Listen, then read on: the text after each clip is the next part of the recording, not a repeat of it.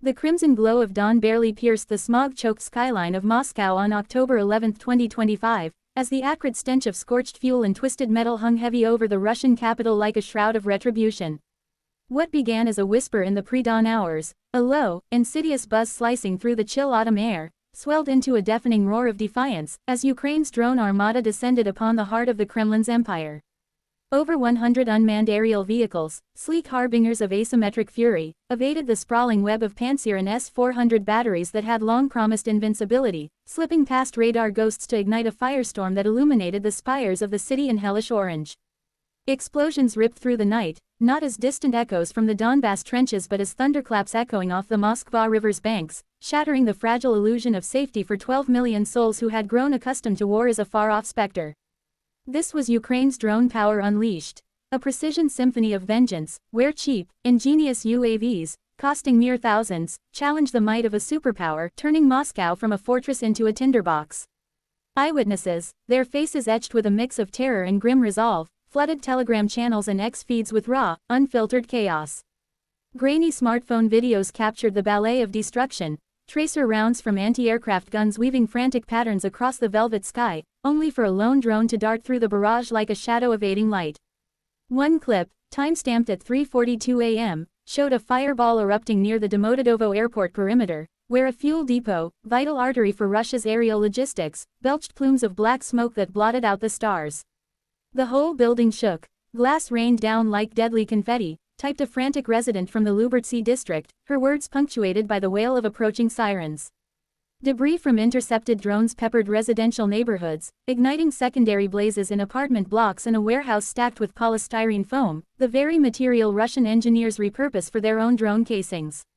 By sunrise, Moscow Mayor Sergei Sobyanin, his voice steady but edged with strain in a terse telegram update, confirmed the toll.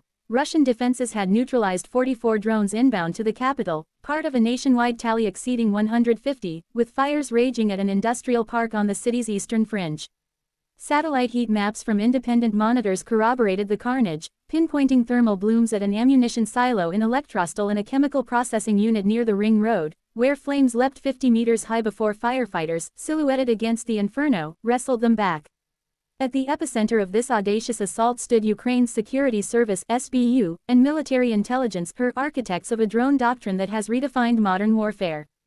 No longer the improvised quadcopters of 2022's desperate early days, these machines are marvels of homegrown ingenuity, long-range behemoths like the AQ-400 Scythe, boasting 750-kilometer wings and AI-assisted evasion algorithms that mimic bird flocks to confound electronic warfare jammers. Launched from concealed forest clearings in Sumy or smuggled via truck convoys across porous borders, the October 10-11 swarm, codenamed Inferno Vale, by Kyiv insiders, comprised over 200 units, with a spearhead of 120 vectored toward Moscow. Targets weren't chosen at random. Intelligence leaks, corroborated by Western analysts, reveal a surgical focus on Russia's war-sustaining sinews. The Domodedovo depot, for instance, funnels jet fuel to Su-34 bombers that pound Ukrainian cities, while the Elektrostal facility stockpiles components for hypersonic Kinjal missiles. Each drone is a vote of confidence in our engineers, boasted her chief Kyrylo Budanov in a rare off-record briefing, emphasizing payloads up to 120 kilograms of thermobaric explosives, enough to vaporize armored convoys or crater runways. Cost-effectiveness is the cruel genius here. A single Ukrainian UAV runs $20,000, a fraction of the $15 million Pantsir system it humiliates, forcing Moscow into a feudal numbers game where attrition favors the underdog. The capital's defenses, once a point of national pride, buckled under the onslaught, exposing fissures in a system strained by 3 years of relentless probing. S-400 radars, those vaunted eyes in the sky, flickered with overload as decoy drones, inexpensive chaff emitters, swarmed false positives, drawing fire away from the real threats. Pantsir crews, bleary-eyed from back-to-back alerts, unleashed a storm of missiles and autocannon bursts, their staccato thunder reverberating through sleeping suburbs. Yet, for every intercept, a gap yawned. One drone pierced the net to slam into a power substation in the Voskresensk outskirts, plunging 50,000 homes into darkness and sparking a chain reaction that tripped grids across the metro line. Casualties mounted in the chaos. 2 civilians, a mother and her elderly neighbor, perished when shrapnel from a downed UAV shredded their balcony in a Kolomna high-rise, their story rippling through social media like a gut punch. 7 more were hospitalized in Belgorod, where fragments carved gashes in a clinic's roof, igniting electrical fires that left wards in eerie blackout. "We train for this, but when it's your street, your window shattering, it's personal," confessed a Pantsir operator anonymously to a pro-Kremlin blogger, his voice cracking over the static of a secure line. Official tallies from the Defense Ministry painted a veneer of victory: 251 drones downed nationwide, including 69 over Crimea and the Black Sea, but the subtext screamed vulnerability. Debris fields littered parks and playgrounds, a kindergarten in the affected zone evacuated as dawn broke, its swings creaking in the wind like accusatory ghosts. For Muscovites, cocooned in the bubble of state-orchestrated normalcy, the strikes shattered a psychological dam. The city, with its gilded boulevards and onion-domed cathedrals, had tasted drone incursions before: July's airport shutdowns, May's alleged Kremlin plot, but this felt visceral, a war imported to their doorsteps. Metro cars ground to halts mid-tunnel, platforms swelling with pajama-clad families clutching pets and passports, while schools in the outer rings flipped to virtual classes, children logging in from basements lit by phone screens. Cafes along Tverskaya Street opened late, baristas whispering of ghost swarms over steaming samovars, their chatter laced with dark humor. Memes of drones as Zelensky's carrier pigeons, clashing with viral clips of residents defiantly toasting with vodka under flashing air raid lights. Power flickered in waves, elevators trapping the unwary in high rises, and water pressure dropped to a trickle in districts fed by the compromised substation. "I smelled the smoke from my dacha, saw the glow reflect off the river, felt like Berlin, 45, but we're the ones under siege now," posted a retired colonel from his ex-account, his handle a nod to forgotten Soviet glories. The human toll deepened the unease. Funerals for the Voskresensk victims drew quiet crowds, bouquets piling at makeshift shrines, while emergency hotlines jammed with calls from the shell-shocked, reporting phantom buzzes in the silence. From the rubble-strewn bunkers of Kyiv, the operation registered as a triumph of resilience, a direct counterpunch to Moscow's barbaric escalations. Just 48 hours prior, on October 8, Russia had hammered Ukraine with a record 450 drones and missiles in a 14-hour blitz, gutting power plants in Lviv and Kyiv, leaving 200,000 without heat as winter's bite loomed. 5 dead in the capital alone, including a child caught in a collapsing school annex, their blood staining the snow like a prophecy fulfilled. President Volodymyr Zelensky, his face gaunt but eyes alight in a pre-dawn video address, framed the Moscow reprisal as the fire of justice, kindled by those who refused to kneel. Ukrainian drone pilots, operating from mobile command vans in the Carpathians, released helmet cam footage of FPV strikes, 105-kilogram warheads blooming into fireballs that engulfed Russian troop convoys in occupied Kherson, secondary detonations from ammo trucks lighting the horizon like Independence Day gone wrong.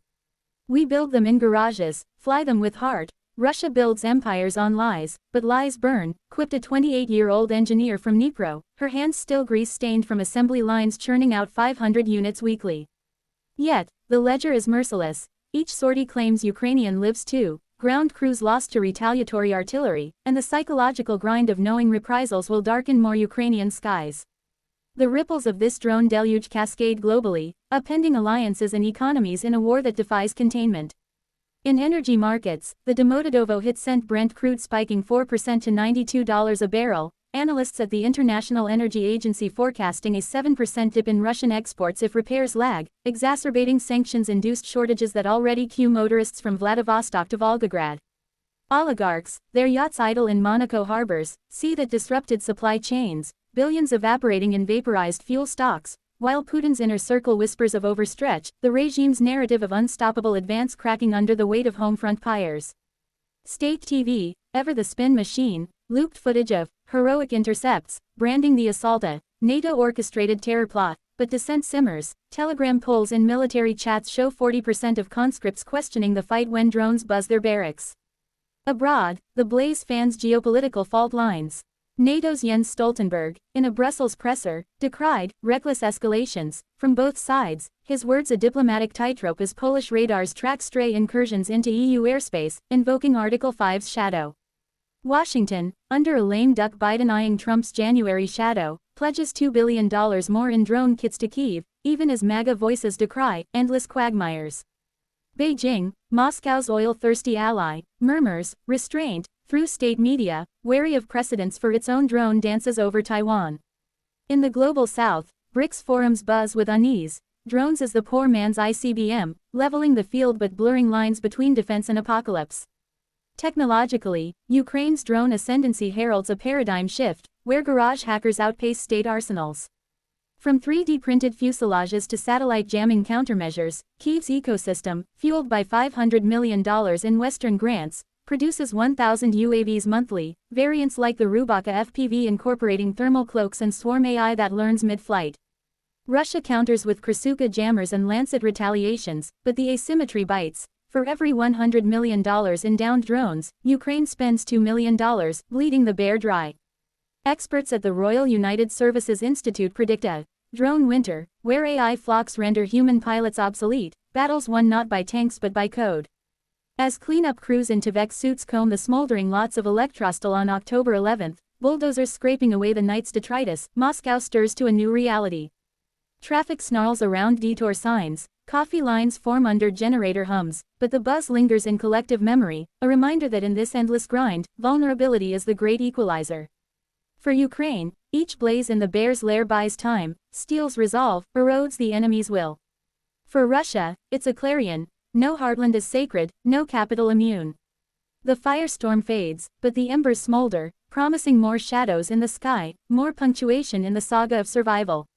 In the drone age, power isn't measured in megatons but in the audacity to strike back, to turn the hunter's gaze inward until the empire's core cracks.